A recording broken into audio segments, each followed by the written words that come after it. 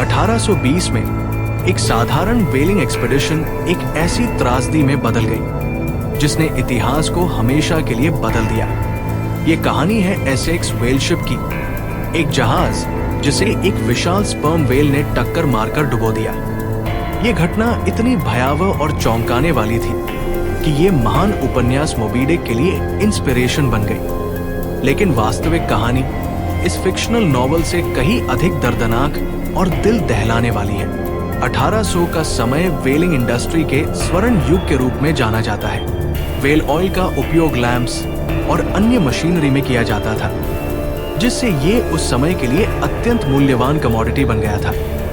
व्हेलिंग expeditions महीनों और कभी-कभी वर्षों तक चलती थी और क्रू को हर्ष समुद्री परिस्थितियों का सामना करना पड़ता था। एसेक्स एक 87 फुट लंबा व्हेल शिप मासाचुसेट्स के नैंटकेट से नवंबर 1819 में रवाना हुआ। इसके कप्तान जॉर्ज पॉलर्ड J.R. टॉड और उसके 20 मेंबर क्रू का लक्ष्य था पैसिफिक ओशन में स्पर्म व्हेल्स का शिकार करना और वैल्यूएबल ऑयल इकट्ठा करना।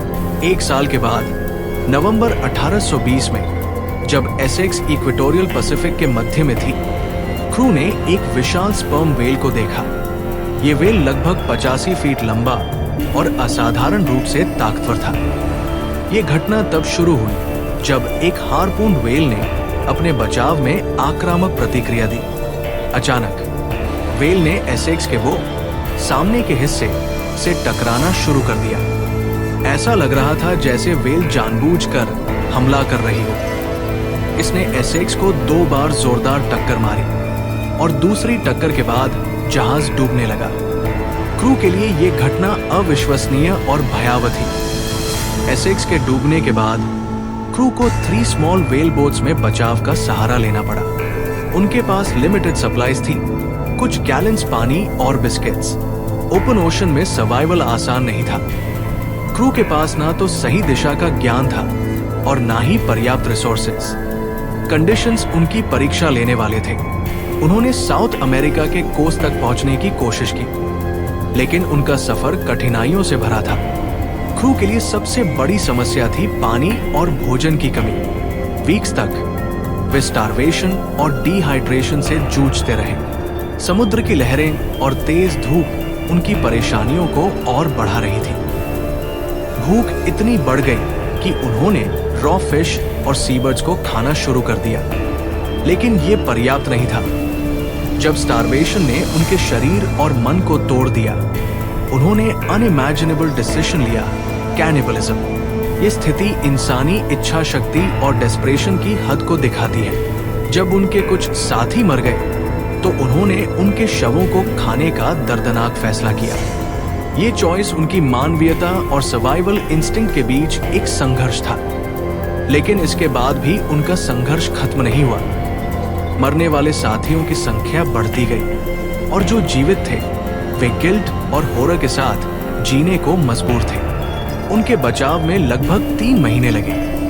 12 फरवरी 1821 को व्हेल बोट में बचे क्रू के सिर्फ 5 लोग चिलियन शिप द्वारा पाए गए। उनमें से कुछ ने 90 दिनों से अधिक स्टारवेशन, डिहाइड्रेशन और कैनिबलिज्म का सामना किया था। कप्तान जॉर्ज पॉलर्ड और उनके कुछ अन्य साथी जो दूसरी व्हेल बोट में बचे थे को बाद में रेस्क्यू किया गया। एसेक्स के 20 मेंबर क्रू में से सिर्फ 8 ही जीवित बचे। ट्रेजेडी से बचने वाले सेलर्स ने अपने जीवन में गहरी मानसिक और शारीरिक चोटों को झेला।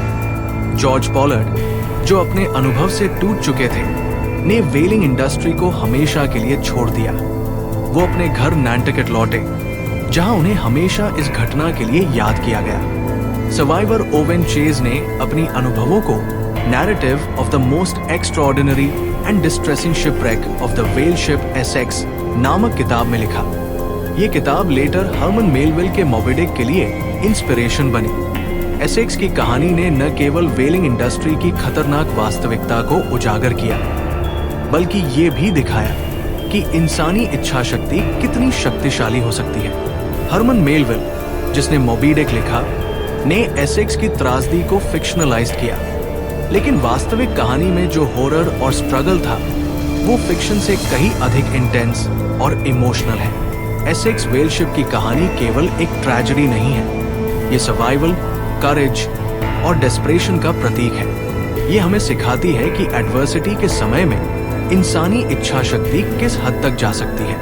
ये एक ऐसी घटना है जो इतिहास में हमेशा के लिए दर्ज है और हमें ये याद दिलाती है कि प्रकृति के सामने इंसान कितना नाजुक है। अगर ये कहानी आपको इंट्रिग्यूइंग लगी तो इस वीडियो को लाइक करें और चैनल को सब्सक्राइब करें। ऐसी और भी अविश्वसनीय कहानियों के लिए जुड़े रहें।